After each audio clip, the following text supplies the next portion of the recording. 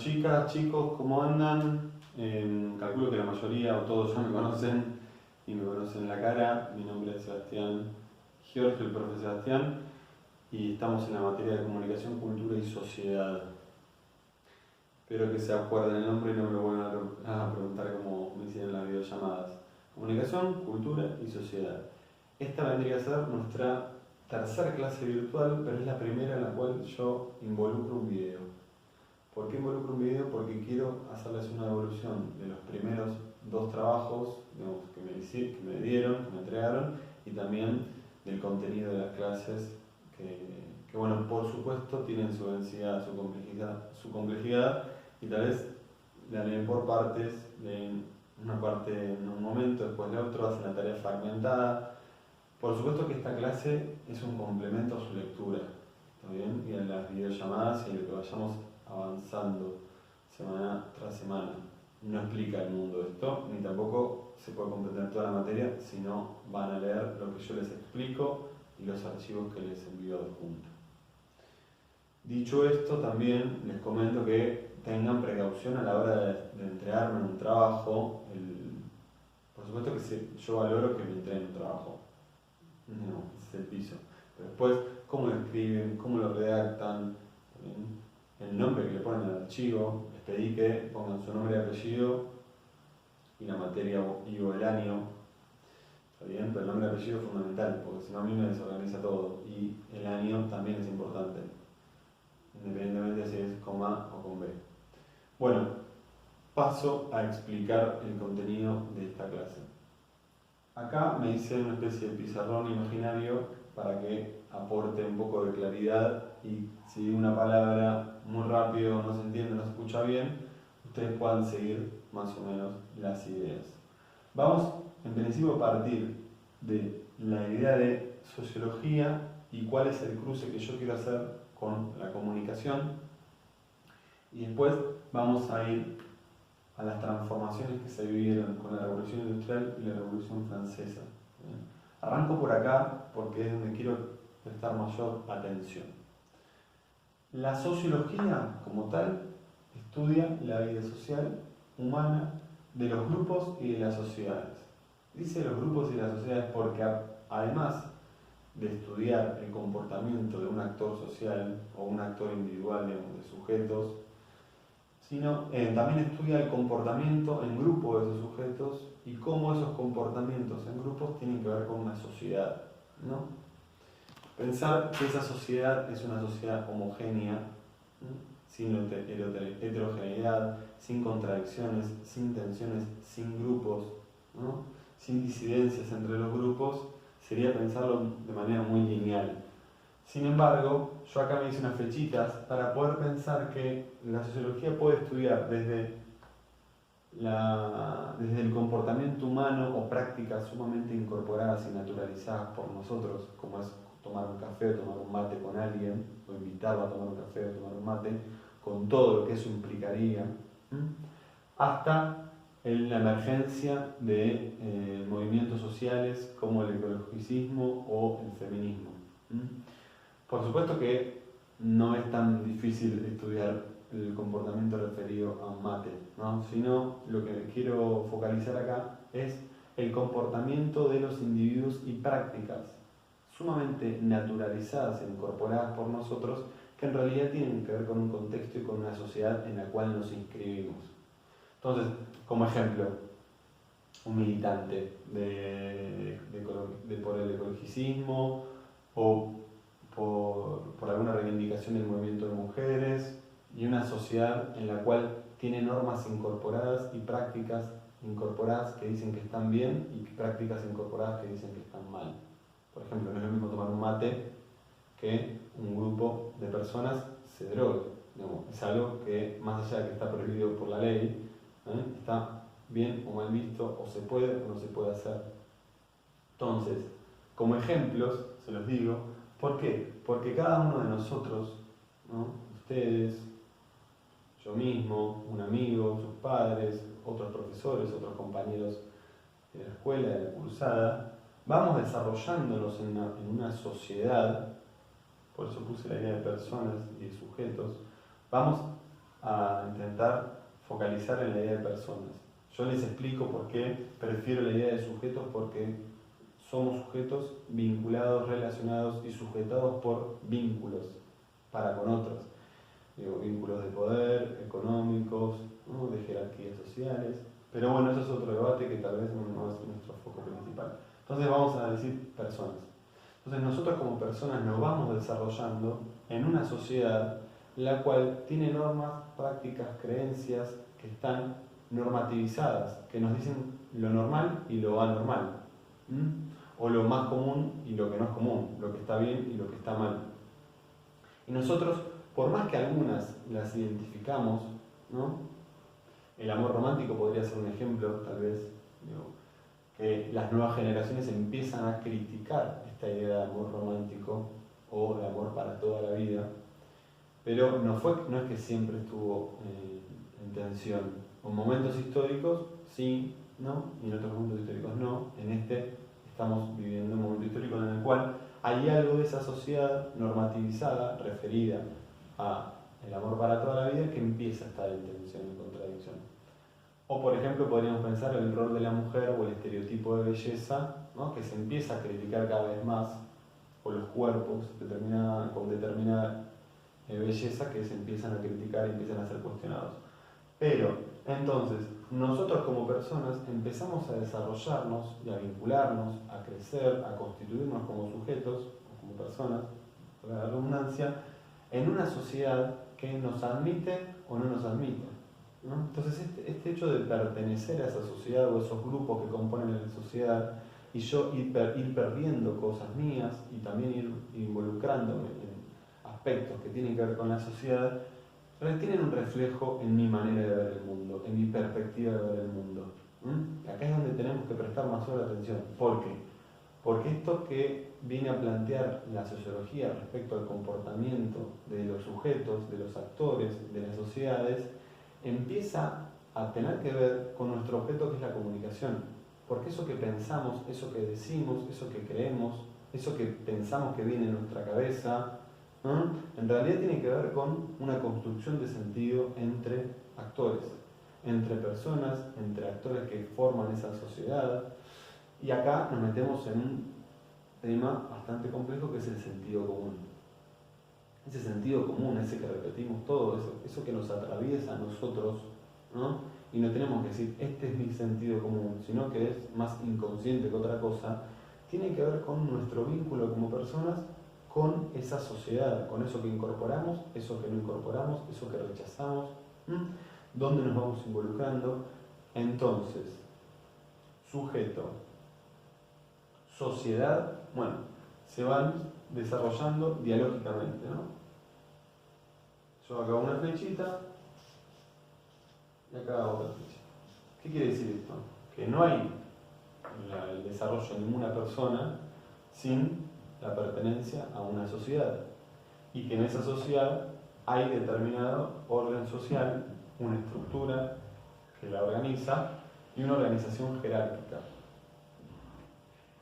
No me quiero meter mucho en esto, pero nosotros podríamos pensar que esta sociedad que dice esto se puede hacer, esto no se puede hacer, esto está bien, esto está mal, tiene un orden y tiene actores que la ordenan. Digo, no es lo mismo pensar la división de poderes entre el poder judicial, legislativo y ejecutivo, que cómo eso se relaciona con, por ejemplo, las fuerzas de seguridad, por ejemplo, los actores que tienen mucha importancia en la conformación de la sociedad, como los medios de comunicación. O no es lo mismo también el factor de la riqueza, el que tiene riqueza, el que no tiene riqueza. Ahora que está en debate el tema de los impuestos a las grandes fortunas. Bueno, ¿cómo es este orden entonces? ¿Quién organiza la sociedad? ¿La economía? ¿La disciplina? ¿El poder judicial? ¿La fuerza de seguridad? Entonces, si bien no me quiero meter de lleno en esto, quiero que ustedes tengan una idea de las distintas perspectivas que tienen que ver, que podemos tener a la hora de pensar esa sociedad.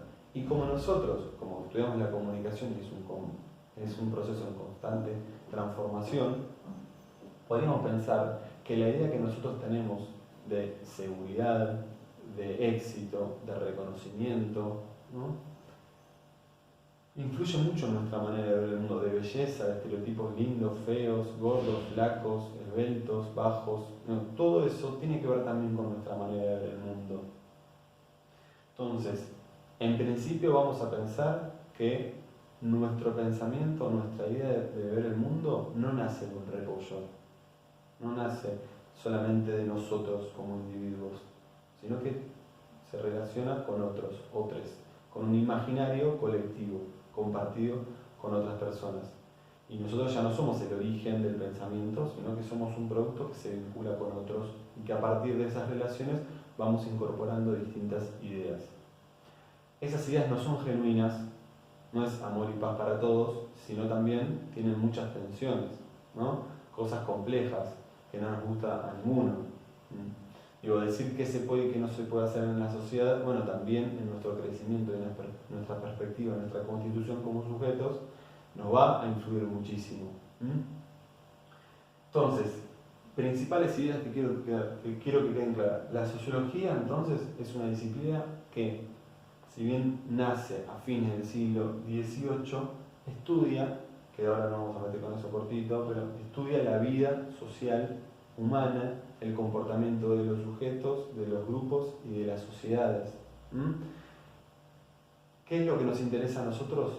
Cómo eso que tiene que ver con la conformación de la sociedad y con los comportamientos y las acciones de las personas tiene que ver con las perspectivas que se empiezan a meter en nuestra cabeza y cómo nosotros nos vamos relacionando con eso.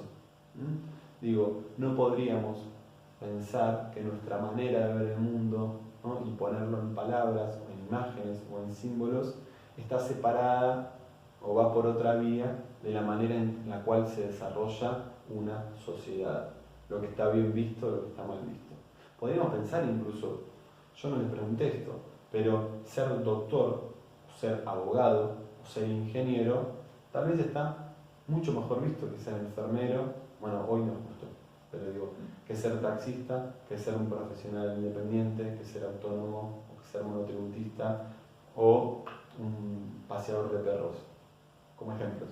Digo, hay determinadas carreras que muy probablemente estén mejor vistas, incluso nuestras familias, desde chiquitos, capaz que nos incentivan a estudiar esas carreras. No porque sean malos nuestros padres, sino porque quieren un buen futuro para nosotros y también, como todos, quieren cierto reconocimiento. Entonces, dijimos, origen en la sociología, estudio de comportamientos sociales.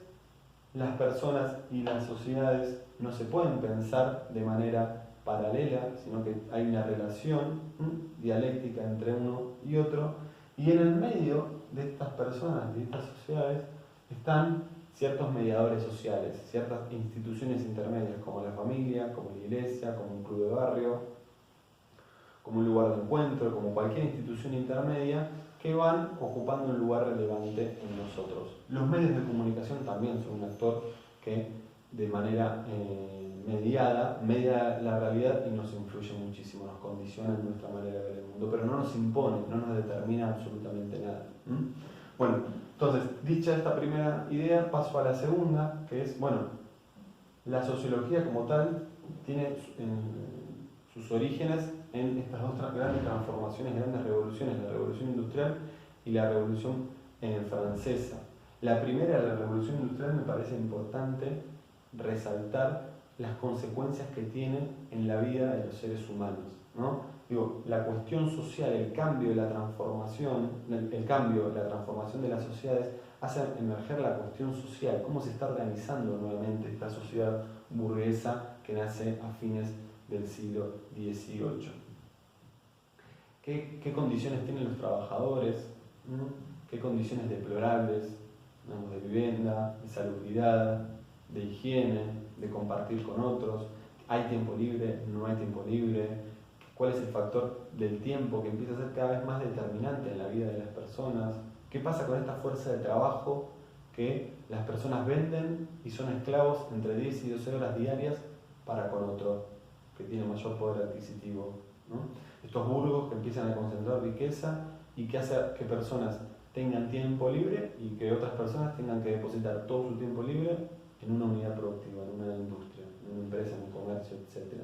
Digo, ¿qué pasa con el dinero que empieza a reproducirse y a ser cada vez más relevante? Bueno, la revolución industrial en la pata más, en la transformación de las personas, de la vida cotidiana de las personas, es nuestro interés. Digo, ¿qué pasa con las familias? ¿Qué pasa con las madres y los niños? ¿Qué pasa con el comportamiento en general del hombre en esa familia, el tiempo libre? Los grandes centros urbanos que empiezan a concentrar cada vez a más gente, a más personas, de la vida agrícola a una vida cada vez más industrial, el foco puesto en la producción. Y después la Revolución Francesa tiene que ver con la caída del antiguo régimen en términos políticos. Digo, la idea de representación o representación directa o de igualdad, de fraternidad, empiezan a ser cada vez más importantes y la explicación teocéntrica del mundo, digo, sí, suena un rayo y no es porque Dios lo quiso, o un rayo justo cae en tu casa y fue, bueno, Dios lo quiso así, ¿no? O yo soy rey porque soy el elegido de Dios, ¿no? Por más que haya muchas explicaciones en materia política sobre el ordenamiento de las sociedades en el siglo XVI, XVII y XVIII, sí es importante tener en cuenta que la explicación teocéntrica del mundo, ¿no?, entre ellas la política, empieza a ser un tanto limitada. Bien, estas dos transformaciones importantes repercuten y hacen emerger a la sociedad burguesa, que tiene un nuevo ordenamiento de la sociedad y que podríamos decir que tiene bastante en común de cómo la conocemos hoy. Por supuesto hay un montón de transformaciones en el medio de estos 2 siglos y medio casi. Pero sí tiene que ver con el origen de la sociología y lo que se empieza a preguntar la sociología. Y para nosotros, que estudiamos la comunicación, la insistencia de vuelta con esto, la forma de organizarse de las personas, cómo eso repercute en su vida cotidiana, tiene mucho que ver con lo que entienden y qué perspectiva tienen del mundo, que es nuestro foco en la comunicación, digamos. Por supuesto, esto involucra tipos de comunicación, formas de relacionarse, medios masivos de comunicación, la construcción de códigos, de culturas, de normas, de reglas. Sin embargo, este cruce es el que me parece más importante para que ustedes entiendan, y que el año pasado no lo hice, lo tuve que reponer verbalmente en las clases, y me parece bueno incorporarlo. Pasamos a la segunda parte de la clase, que vamos a hacer esto así, para que no pase nada acá, en mi pizarrón imaginario. Esto no está acá, no leemos bolilla. Quiero que nos focalicemos en las 3 dimensiones que vimos de la comunicación: expresión, encuentro y difusión. Yo digo 3 dimensiones, ¿por qué? Porque todo proceso o toda situación comunicativa con otros, conmigo mismo o a través de un medio de difusión, tiene estas 3 palabras, ¿no?, como componentes centrales.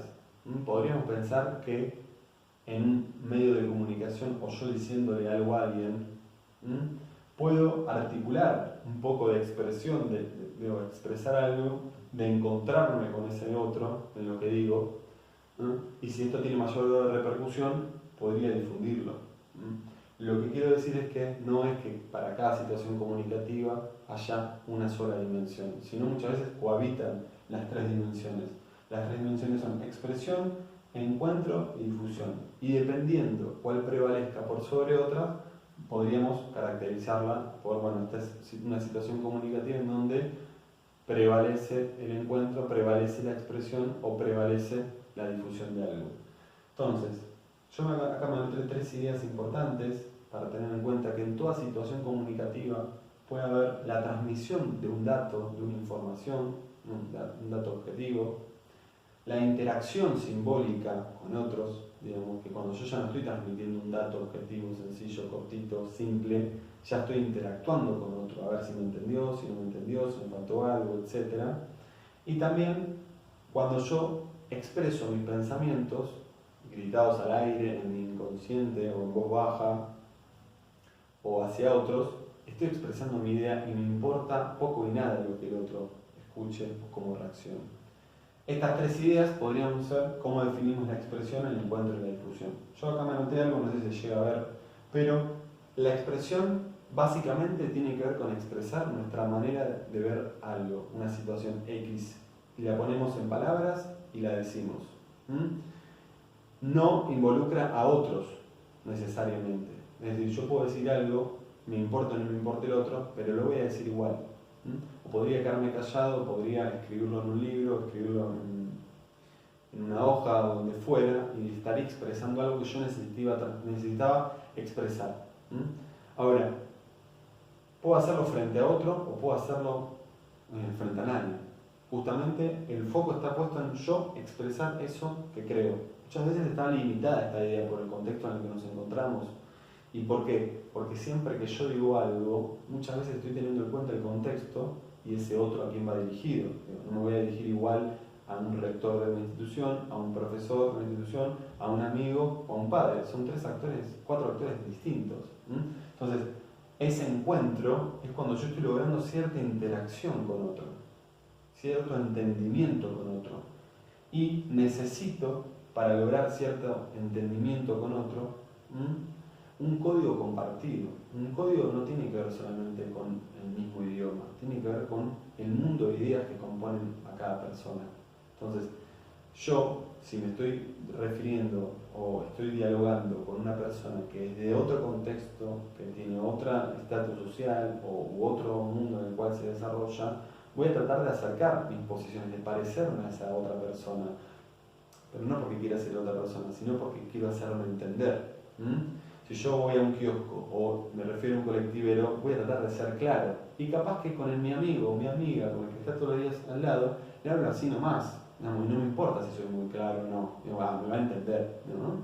Eso tiene que ver con los códigos compartidos. Para que haya encuentro, tiene que haber códigos compartidos con otro. Si no, no hay encuentro en las posiciones, no hay interacción realmente. Somos dos personas diciendo cualquier cosa, que eso sería más la expresión. Encuentro es cuando hay interacción, cuando yo estoy interactuando con otro, estoy dialogando mayormente. Y la tercera dimensión es la difusión, que, mayormente la vinculamos con lo que es un medio de comunicación. ¿Por qué? Porque tiene muchos receptores y difundo hacia muchos una idea. O una campaña política de salubridad, del COVID-19, podríamos también pensarla como difundir una idea hacia muchos receptores. Entonces, como idea central, la comunicación puede ser entendida en estas tres dimensiones: expresión, encuentro o difusión. Por supuesto que cada una tiene sus características, pero en toda situación comunicativa mayormente conviven dos de ellas, por lo menos, aunque prevalezca una por sobre otra. Bueno, hasta acá vimos sociología, constitución del sujeto, sociedad, orden social, jerarquía de una sociedad, cómo se organiza, y el cruce que quiero que sigamos pensando entre la comunicación, que es nuestra manera de ver el mundo que ponemos en palabras, que no nace de un repollo, sino que nace de relaciones sociales, y cómo eso también repercute en la constitución de grupos, de sociedades heterogéneas siempre. Después nos metimos acá, que tiene que ver con las tres dimensiones que prevalecen en todo hecho comunicativo. Incluso yo les había pedido sobre una nota sobre el COVID-19 y la mayoría lo hizo bien, pero lo hizo un poco acotado.